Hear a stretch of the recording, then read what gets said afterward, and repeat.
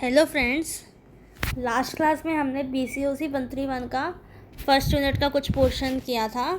आज बाकी का पोर्शन करके इस यूनिट को कंप्लीट करते हैं।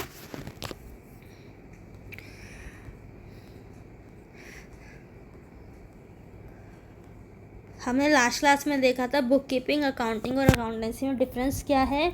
बुक कीपिंग में हम ट्रांजैक्शंस को रिकॉर्ड करते हैं मॉनेटरी टर्म्स में। अकाउंटिंग में उसका मेथोडोलॉजी, अकाउंटिंग मेथोडोलॉजी से ट्रीटमेंट करते हैं। और अकाउंटेंसी वो सब्जेक्ट है जिसमें हम अकाउंटिंग ट्रीटमेंट्स को पढ़ते हैं। आज हम users of financial accounting information से शुरू करते हैं। तो सबसे पहले हम देखेंगे फाइनेंशियल अकाउंटिंग इन्फॉर्मेशन की नीड क्यों पड़ती है, या फिर हम उसको क्यों देखते हैं। अपने बिजनेस की उसके ही परफॉर्मेंस से, पास्ट ईयर से कंपैरिजन करने के लिए हम देखते हैं कि पिछले साल से हम अब ग्रो हो रहे हैं या नहीं हो रहे।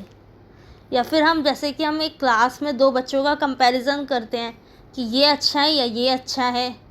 तो एक कंपनी की अलग अलग कंपनियों की प्रेजेंट परफॉर्मेंस चेक करने के लिए, कंपेयर करने के लिए हम इसका यूज़ करते हैं, और अपनी प्रेजेंट फाइनेंशियल इन्फॉर्मेशन को देखने के लिए इसका यूज़ करते हैं। अब यूज़र्स में वो होते हैं जो इस इन्फॉर्मेशन को यूज़ करते हैं, देखते हैं। ओनर को क्यों चाहिए इन्फॉर्मेशन? ये देखने के लिए कि उसे रिटर्न मिल रहा है, नहीं मिल रहा है, प्रॉफिट हो रहा है, नहीं हो रहा है, ये बिज़नेस प्रॉफिटेबल है या नहीं, इसमें और इन्वेस्टमेंट की ज़रूरत तो नहीं है, या कोई चेंजेस की ज़रूरत तो नहीं है एसेट लायबिलिटीज़ में, हमारे डेटर्स ज़्यादा बैड डेट्स तो नहीं हो रहे हैं, लायबिलिटीज़ ज़्यादा तो नहीं बढ़ी हुई, आउटस्टैंडिंग एक्सपेंस का खर्चा ज़्यादा तो नहीं है, हमने प्रीपेड एक्सपेंस कहाँ कहाँ दे रखा है। इसके बाद हम चलते हैं मैनेजर पे। मैनेजर को मैनेज करने के लिए ही अकाउंटिंग इन्फॉर्मेशन को ज़रूरत होती है। प्लान करने के लिए कि बिज़नेस में कितनी चीज़ों की रिक्वायरमेंट है, कब रिक्वायरमेंट है, कैसे रिक्वायरमेंट है। कंट्रोल करने के लिए, डिसीज़न मेकिंग के लिए मैनेजर को ज़रूरत पड़ती है। लेंडर को ज़रूरत पड़ती है कि हमने जो लोन दिया है वो उसमें रिटर्न होगा या नहीं होगा। अगर एक लेंडर एक बैंक है मान लो, जिससे हम लोन लेने गए हैं, तो वो सबसे पहले ये देखेगा ये बिज़नेस इतना कैपेबल है कि वो हमारे ड्यूज़ को ड्यू टाइम में पूरा कर देगा या नहीं कर देगा। कहीं ऐसा ना हो ये बैंकरप्ट हो जाए और हमारा सारा पैसा डूब जाए।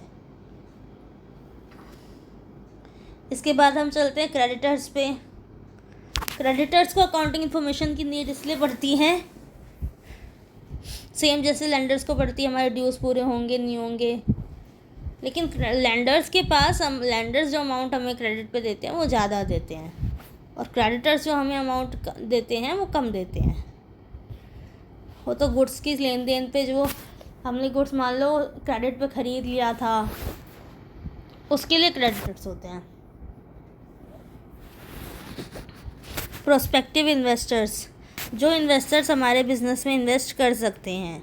जनरल पब्लिक को हमने इशू कर दिया कोई नोटिस वगैरह कि आप आओ हमारी कंपनी में इन्वेस्ट करो, तो प्रोस्पेक्टिव इन्वेस्टर्स हैं जो इन्वेस्ट कर सकते हैं। तो उनको क्या नीड होती है, वो देखते हैं कि कौन सा बिज़नेस प्रॉफिटेबल है, कौन सा नहीं है, कहाँ अगर हम इन्वेस्ट करें तो हमें ज़्यादा रिटर्न मिलेंगे भी कि नहीं मिलेंगे।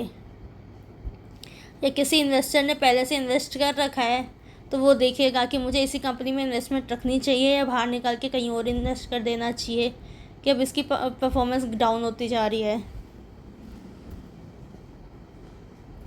गवर्नमेंट की टैक्स अथॉरिटीज़ ये देखती है कि आप अपनी फाइनेंशियल पोजीशन सही दिखा रहे हो या नहीं दिखा रहे हो, टैक्स टाइमली और सही पे कर रहे हो नहीं कर रहे हो, कोई फ्रॉड तो नहीं कर रहे हो, कोई टैक्स की चोरी तो नहीं कर रहे हो।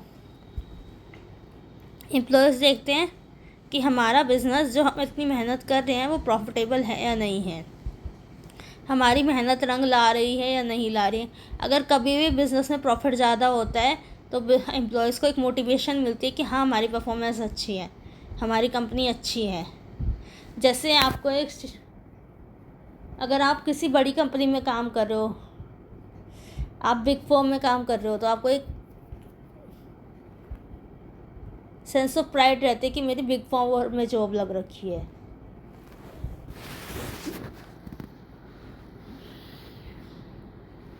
Accounting as an information system में यही जो हमने यूजेस पहले देखे थे, यूज़र्स को किस लिए ज़रूरत होती है, उन्हीं को लिख देंगे। ये चार्ट इंपॉर्टेंट है, ये चार्ट बना के आना अगर accounting as an information system आया तो अकाउंटिंग इन्फॉर्मेशन को क्यों चाहिए?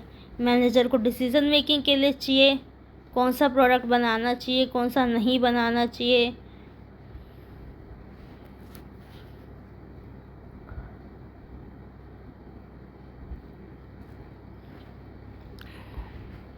इंटरनल परफॉर्मेंस को बिजनेस की प्लान करने के लिए, कंट्रोल करने के लिए, देखने के लिए कहीं हमारे रिज़ल्ट हमारे एंटिसिपेटेड रिजल्ट से डेविएट तो नहीं हो रहे हैं।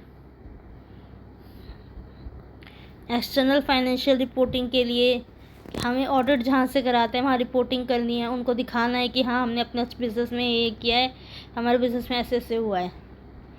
क्योंकि बिना ऑडिट के अगर आपके पास एक फिक्स लिमिट होती है, उसके बाद भी अगर आपने ऑडिट नहीं कराया तो आपके बिज़नेस को पेनल्टी लग सकती है। ब्रांचेज ऑफ अकाउंटिंग में हम देखेंगे फाइनेंशियल अकाउंटिंग, मैनेजमेंट अकाउंटिंग और कॉस्ट अकाउंटिंग। फाइनेंशियल अकाउंटिंग में हम पढ़ते हैं या देखते हैं कि हमारी प्रेजेंट परफॉर्मेंस कैसी है, प्रेजेंट पोजीशन कैसी है, एसेट लायबिलिटी की पोजीशन कैसी है, कौन कौन सी इन्फॉर्मेशन किस किस को प्रोवाइड करनी है, हमारे को प्रॉफिट हो रहा है या लॉस हो रहा है, ग्रॉस प्रॉफिट कितना है, नेट प्रॉफिट कितना है, ड्राइंग्स कितनी हैं।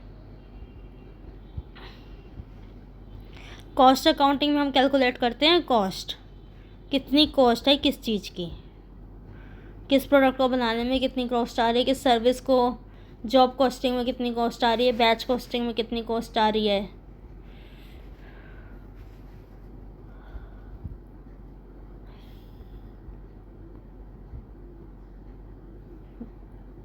मैनेजमेंट अकाउंटिंग में हम देखते हैं मैनेज करने के लिए कितनी सेल्स पे हमें कितना प्रॉफिट हो रहा है, किस प्राइस पे हमें उस प्रोडक्ट को सेल करना चाहिए कि हमें जितना हम प्रॉफिट चाहते हैं उतना प्रॉफिट अर्न हो जाए, कहाँ हमारा ब्रेक इवन पॉइंट है।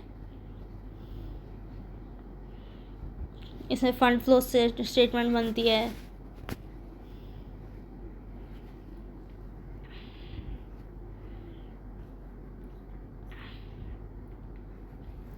अकाउंटिंग को करने के एडवांटेजेस क्या हैं? आप रोज़ की ट्रांजैक्शन होती है हमारी इतनी सारी, तो हमें सब कुछ याद ना तो हम पॉसिबल है कर पाएँ, ना हमें करने की ज़रूरत होती। आज टैली के आने की वजह से इतना वो हेक्टिक जो होता था अकाउंट्स को करना, ट्रीटमेंट को, वो काफ़ी सरल हो गया है।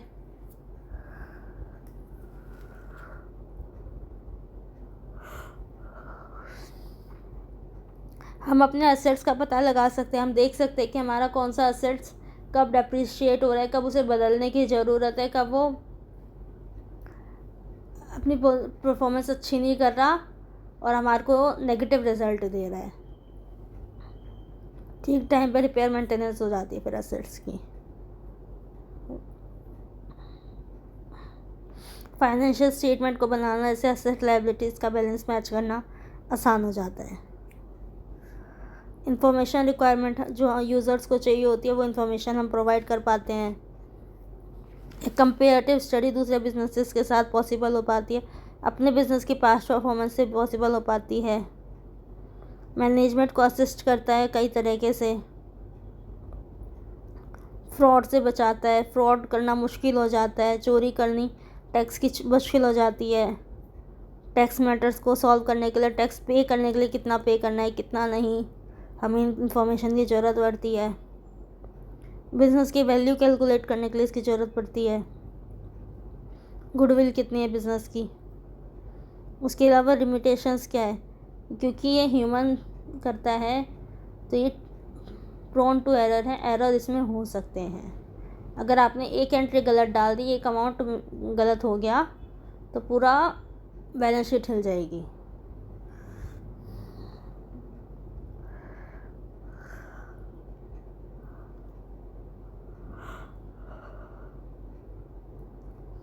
कुछ इन्फॉर्मेशन को हम इसमें नहीं लिख सकते जो कि क्वालिटी बेसिस पे, क्वांटिटी बेसिस पे, नहीं मॉनिटरी टर्म्स में हम जिन्हें लिख ही नहीं सकते। मान लो एक बिज़नेस का प्रॉफिट कम है लेकिन उसके सारे एम्प्लॉयज़ उस बिज़नेस से खुश हैं, अपने ओनर से खुश हैं, मैनेजर से खुश हैं, तो वो बिज़नेस ज़्यादा अच्छा है। किस बिज़नेस की लोकेशनल एडवांटेज है, किसके ह्यूमन रिसोर्सेज अच्छे हैं, किसने लाइसेंस ले रखा है, किस बिज़नेस के बिज़नेस कॉन्टैक्ट्स ज़्यादा हैं।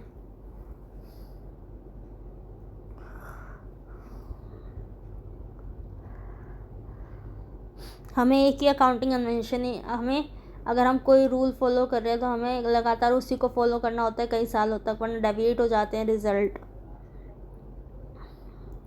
सिस्टमैटिक स्टडी है, नॉलेज चाहिए होती है। हिस्टोरिकल कॉस्ट पे होता है,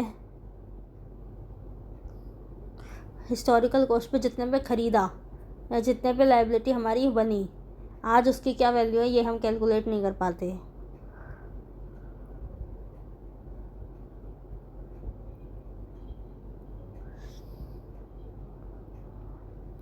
डिसीज़न मेकिंग के लिए जो डाटा प्रोवाइड किया जाता है वो कम इम्पोर्टेंट होता है, कम एडुकेट होता है, और भी इंफॉर्मेशन की ज़रूरत पड़ती है। उसके बाद हम देखते हैं बेसिस ऑफ अकाउंटिंग। तो हमारे पास होता है कैश बेसिस ऑफ अकाउंटिंग और accrual basis of accounting. Cash basis of accounting में हम देखते हैं जब कैश की ट्रांजैक्शन होगी हम उसको तभी रिकॉर्ड करेंगे, बिना कैश की ट्रांजैक्शन हम उसे रिकॉर्ड नहीं करेंगे। एक्रूअल बेसिस ऑफ अकाउंटिंग में हम देखते हैं जब जो ट्रांजैक्शन हो रही है उसे तभी रिकॉर्ड करेंगे। जब हमारा गुड्स क्रेडिट पे बिका है, डेटर्स बने हैं, तो हम उसको डेटर्स में डाल देंगे। अगर कोई आउटस्टैंडिंग एक्सपेंस है लेकिन एक्सपेंस बन चुका है तो हम उसको आउटस्टैंडिंग एक्सपेंस में डाल देंगे।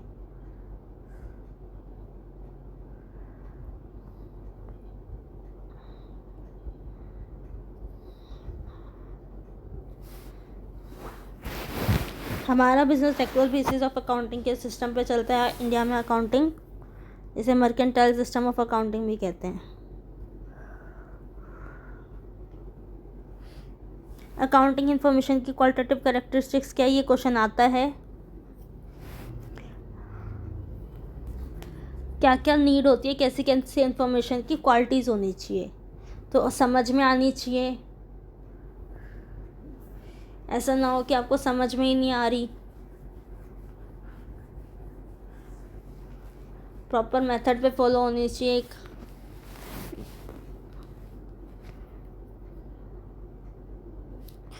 यूज़फुल होने चाहिए बिज़नेस के लिए। जो यूज़र्स जिस इंफॉर्मेशन को मांगेंगे हमें वो प्रोवाइड करनी पड़ेगी।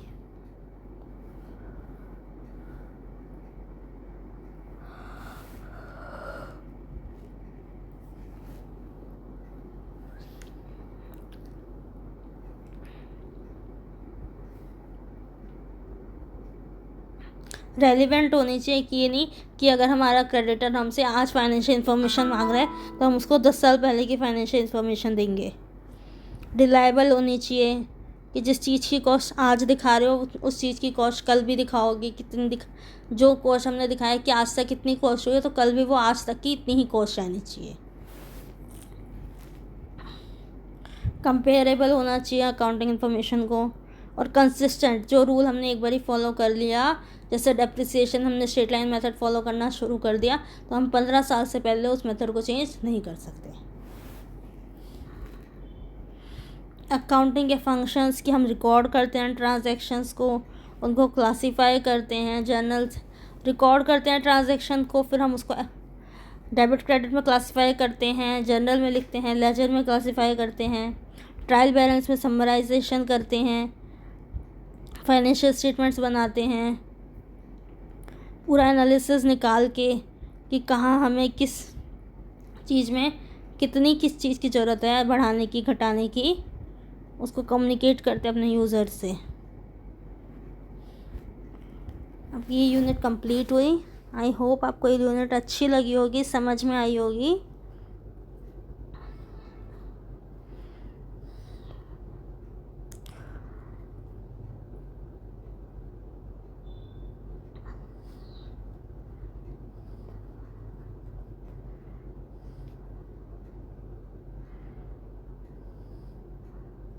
यही सेम क्वेश्चन अकाउंटिंग प्रोसेस का आपका यूनिट 2 में भी बन रहा है। अकाउंटिंग प्रोसेस को हम कैसे डिफाइन करेंगे, तो रिकॉर्ड करेंगे ट्रांजैक्शन को, उसको क्लासीफाई करेंगे, समराइज़ करेंगे और इंटरप्रेट करेंगे, पता लगाएंगे कि इन्फॉर्मेशन कैसी है कैसी नहीं है।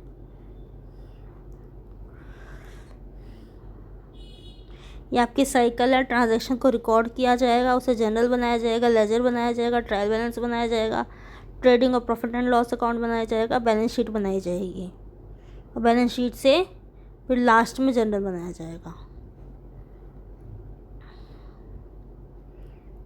जी आपने 11th क्लास में पढ़ा होगा टी शेप अकाउंट, जिसमें हम एक साइड डेबिट एंट्रीज रिकॉर्ड करते हैं, एक साइड क्रेडिट एंट्रीज रिकॉर्ड करते हैं। क्लासीफाई करते हैं अकाउंट्स को पर्सनल अकाउंट, रियल अकाउंट्स और नॉमिनल अकाउंट्स में।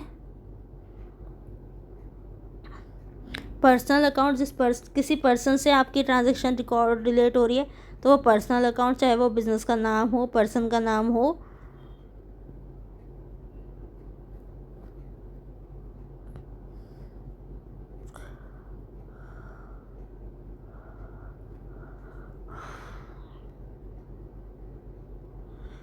इसमें अगर आपके एक्सपेंसेस पेएबल रिसीवेबल होते हैं, एडवांस में पेमेंट हो गई, आउटस्टैंडिंग पेमेंट है वो भी इसी में रिकॉर्ड होते हैं, एडवांस में पेमेंट हो गई।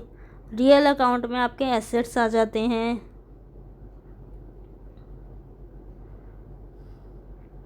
नॉमिनल अकाउंट में आपके खर्चे आ जाते हैं, नॉर्मल खर्चे, आउटस्टैंडिंग प्रिपेयर्ड नहीं आएंगे। तो अब हम ये देखते हैं एक बार। पर्सनल अकाउंट में हमने Krishna, Gopal, loan from Ratanlal, salary outstanding, insurance prepaid लिखा।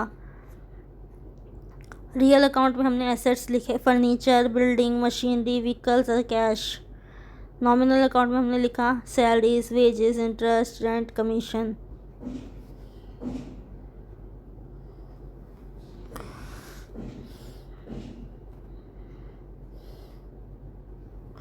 ये क्वेश्चन आप लोगों को करना है।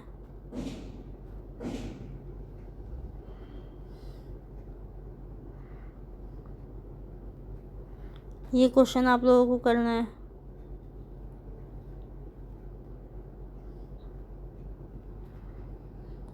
ये देखते हैं आप। एक बिज़नेस शुरू हुआ है 50,000 की कैपिटल में, तो ट्रांजैक्शन क्या होगी?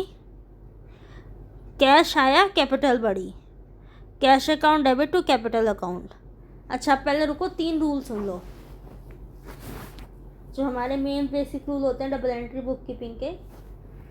Cash debit what comes in, credit what goes out. कुछ आ रहा है तो हम उसको डेबिट करेंगे, कुछ जा रहा है तो हम उसको क्रेडिट करेंगे। Second, debit all assets, credit all liabilities. Liabilities को क्रेडिट किया जाता है और एसेट्स को डेबिट किया जाता है। सारे खर्चों को डेबिट किया जाता है और सारी लाइबिलिटी, सारे इनकम को क्रेडिट किया जाता है। ये 3 रूल हैं। अब इसके बेसिस पे हम पहले देखेंगे कौन सी ट्रांजैक्शन अफेक्ट होगी। Commence business with 50,000 as cash, cash आया 50,000 कैश, कैपिटल लाइबिलिटी बढ़ी, कैपिटल 50,000। तो हम देखेंगे फर्स्ट एस्पेक्ट में हम देखेंगे रिसीव क्या हुआ, कैश। अकाउंट कौन सा अफेक्ट हुआ, कैश। किसको, प्रोप्राइटर का अकाउंट था जिसने दिया, और कौन सा अकाउंट अफेक्ट हुआ, कैपिटल अकाउंट। गुड्स आ रहे हैं कैश के, क्या आया, परचेजेस लिखेंगे गुड्स आए तो, या गुड्स लिख दो, और क्या गया, कैश गया। तो गिविंग में कैश और कैश अकाउंट बनता है, तो इसलिए हम कैश ही लिख देंगे अकाउंट अफेक्टिव में। Both goods from Ramesh and company on credit, क्या आया, गुड्स किस पे आए, क्रेडिट पे, रमेश से। तो फिर goods account debit to Ramesh account, तो गुड्स और Ramesh and company, Ramesh and company. Sold goods for cash, cash आएगा, गुड्स बेचे हैं, तो गुड्स तो गए, credit what goes out, debit what comes in, cash to goods account. Cash का अकाउंट हमारा डेबिट हो जाएगा और क्रेडिट हो जाएगा गुड्स का account. Sold goods to Ajay on credit, Ajay को क्रेडिट पे गुड्स बेचे हैं, ना कैश आया ना कुछ आया, गुड्स बेच दिए तो गुड्स चले गए। और किसको बेचे? अजय को, तो अजय से पैसे आने हैं, अजय टू सेल्स या फिर गुड्स लिख दो। Paid cash to Ramesh and company, Ramesh को कैश दिया है तो रमेश एंड कंपनी को डेबिट और कैश को credit. Receive cash from Ajay ₹1000, cash आया है अजय से, अजय टू कैश, इनकम हो रही है ना 1000 रुपये की।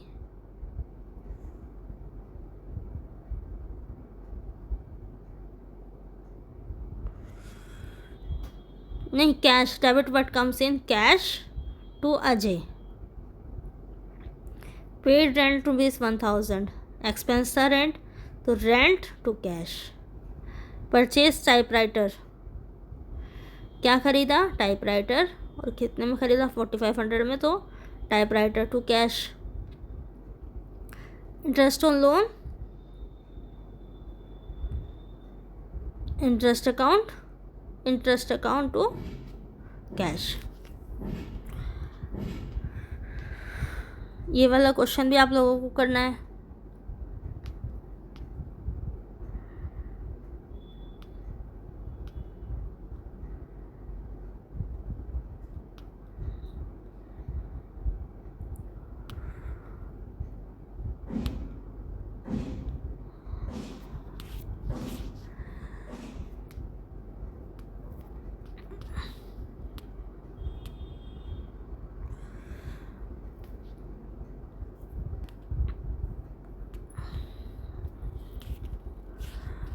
और ये वाला क्वेश्चन भी करना है, वही जो मैंने आपको प्रिंसिपल्स पढ़ाए हैं वही प्रिंसिपल्स हैं। ये वाला क्वेश्चन भी करना है।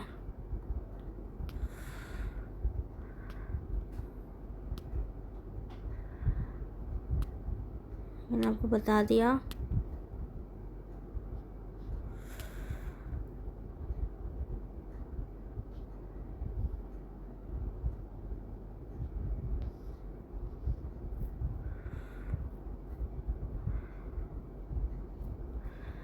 ये देखो, अब commenced business with ₹50,000 as capital, business को शुरू किया है मतलब। तो सबसे पहले हमारे बिजनेस में क्या आया? कैश, और क्या बढ़ा? कैपिटल, तो cash to capital. Cash account asset से तो रियल, कैपिटल प्रोप्राइटर को हो गया तो personal. Bought goods from cash for cash, क्या बढ़ा? गुड्स, क्या गया? कैश। गुड्स क्या होते हैं? हमारे नॉमिनल रियल अकाउंट, और कैश भी रियल अकाउंट। गुड्स भी तो एसेट ही हैं। Bought goods from Sohan, goods to Sohan, goods हमारा रियल अकाउंट और सोहन हमारा आदमी का नाम है, personal account. Sold goods for cash, cash to sales या कैश टू गुड्स। कैश को डेबिट करेंगे, गुड्स को क्रेडिट करेंगे। कैश हमारा रियल अकाउंट, गुड्स भी हमारा real account. Sold goods to Vijay on credit, तो विजय को गुड्स क्रेडिट पे बेचे तो विजय टू गुड्स। विजय हमारा पर्सनल अकाउंट, गुड्स हमारा real account. Purchase furniture ₹4000, assets बढ़ा तो फर्नीचर टू कैश, दोनों रियल। सोल्ड ओल्ड टाइपराइटर, तो ओल्ड टाइपराइटर बिकेगा तो कैश आएगा, cash to typewriter, real. Purchased postage stamps,